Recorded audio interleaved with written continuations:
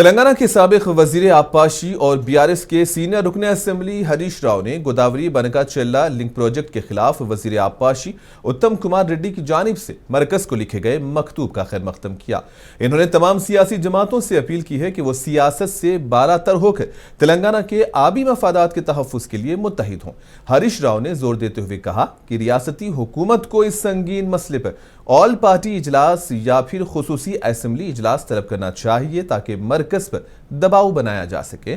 ادھر اتم کمار ریڈی نے مرکز سے اپیل کی ہے کہ وہ آندھرا پردیش حکومت کی جانب سے پیش کیے گئے بنکا چیلا پروجیکٹ کی پری فیزیبلٹی رپورٹ کو فوراً رد کرے جو فی الحال سینٹرل واٹر کمیشن کے زیر جائزہ ہے۔ انہوں نے کہا کہ یہ پروجیکٹ تلنگانہ کے قانونی آبی حقوق پر سیدھا حملہ ہے اور بین الریاستی آبی معاہدات کی کھلی خلاف ورزی ہے۔ انہوں نے خبردار کیا کہ اگر یہ پروجیکٹ منظور ہوتا ہے تو یہ قانونی، آئینی اور فطری انصاف کے اصولوں کے منافی ہوگا اور مستقبل میں خطرناک نظیر بھی قائم کرے گا۔